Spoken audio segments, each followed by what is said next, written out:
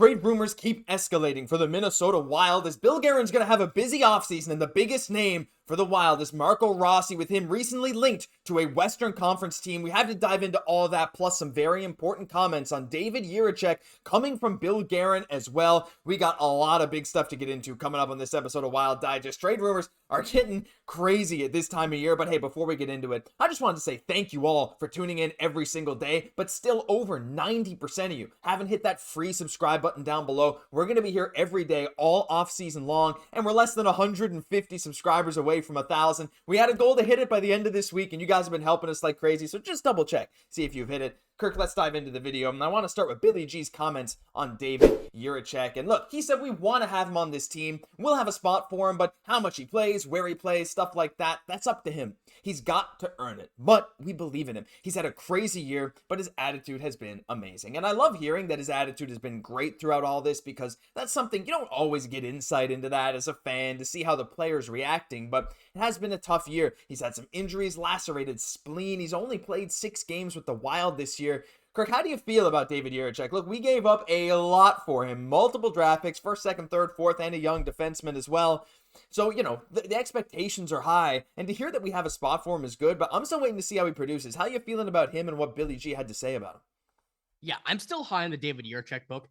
You know, obviously, this year was not his year. The trade definitely kind of threw a wrench into his whole system, his idea, but starting off fresh here now, going into this offseason on a new team, ready to make this roster next year, he has the perfect opportunity to do it. And whether he makes this roster right out of camp, we're still uncertain about that. There definitely is a chance, and in my mind, he absolutely should. But once again, you're not given the spot. You have to earn it. And when you're up against guys with veterans like Spurgeon, Bogosian, and of course Brock Faber, who I would even consider a veteran at this point, Almost. you have to make your way into this lineup. And when you replace him with a potential Zach Bogosian, that's possible. We saw that the contract of Spurgeon, as I mentioned in yesterday's video, is a possible bio target, according to some reports, which I think is still very crazy. But the numbers there, it's a business. You know that money is expensive nowadays. So I think David Jiricek has a great spot coming into this, and I think that he's ready to take on this role with a fresh start here in the offseason. I hope so, because again, like, it's been a tough year for him. And you look at the stats, you look at his tumultuous career, honestly, so far after being the number 6 pick in the 2022 draft.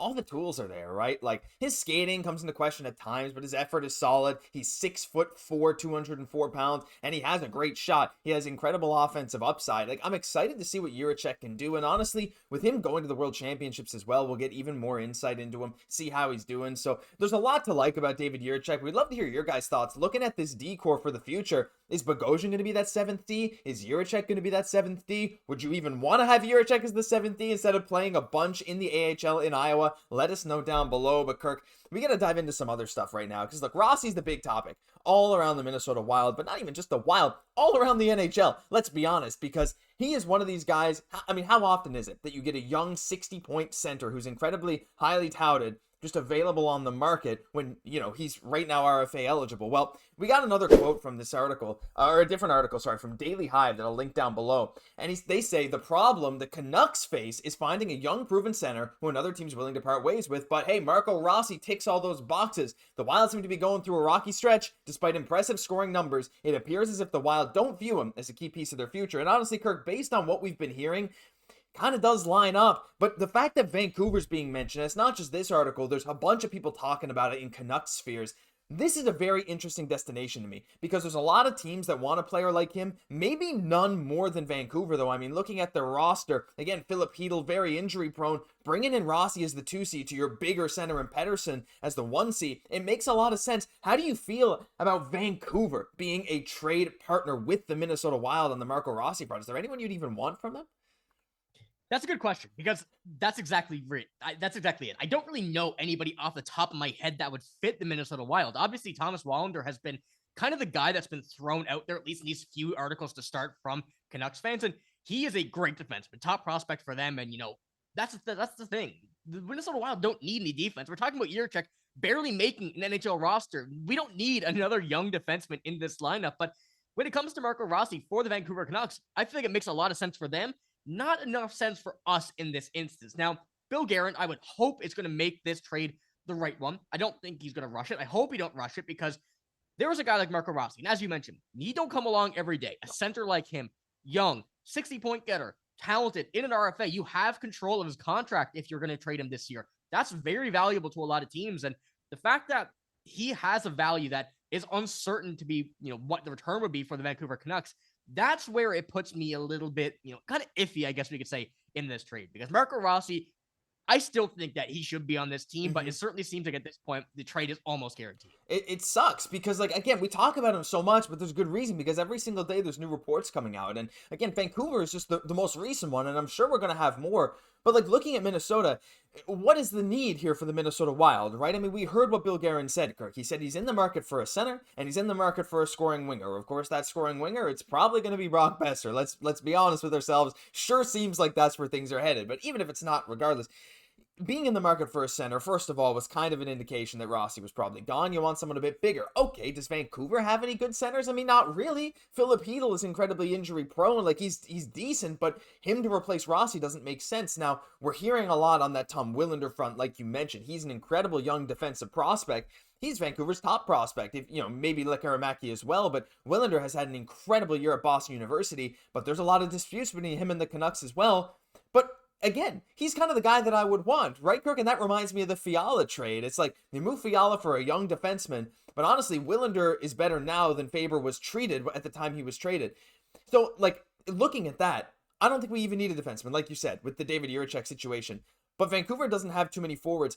Ultimately, Vancouver, I think they would want him. I don't know what we would want back, unless it's crazy draft capital, but I don't know if that's actually what the Wild's goal is, unless you can flip that for someone else. What are your thoughts on that, maybe, to like bring in some draft capital from Vancouver for whatever they have and maybe flip that for someone else? Or maybe would you want to just go to another team with maybe a more established center option that maybe just wants to get younger down the middle?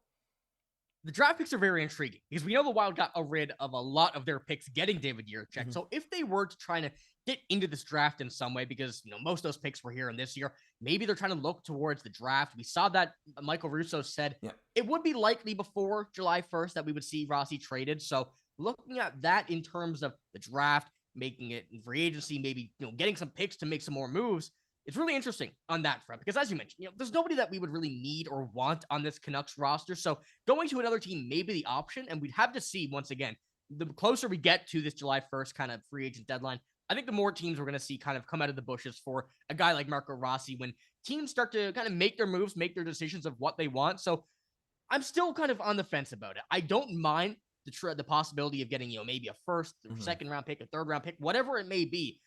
I still think that they can get better. They can get a better option because when you're going for this, you're looking for somebody who's ready now. The Wild are not a team building for the future. They have Kaprizov under contract right now. They're going to need to sign him again next offseason, and you want to have what you can for his window. It's very, very risky trying to build for outside of his window. So this is why I'm a bit hesitant on the Canucks. But if they can give the right value, maybe it isn't Elias Pettersson by chance, not the defenseman one, the center. It's way too much money, but something along the lines of that would be really the only thing that I would really bite at if I'm the Minnesota Wild. Yeah, like, again, bringing in talent is a hard thing to do. Trading for established talent, extremely difficult. But when you have a young, established center who, he's small, but some teams might not mind that, right? A guy who can put up 60 points, a guy who's a former 120-point OHL player, skilled, like unbelievably skilled. There's a lot of teams that might bite. Let us know your thoughts on the Vancouver Canucks as a trade partner, or maybe another team that comes to mind. There's a bunch of teams that I'm sure that are going to be knocking at the door for Marco Rossi, and hey, we're going to be here to cover them all, but that'll do it for this episode of Wild Digest. If you enjoyed, most importantly, hit that free subscribe button down below. Like I said, we're going to be here with all the latest news all off season long, and if you don't want to miss a thing, this is the spot to be. I'm Josh Gosse, my co-host, Kirk Day. We'll catch you in the next one.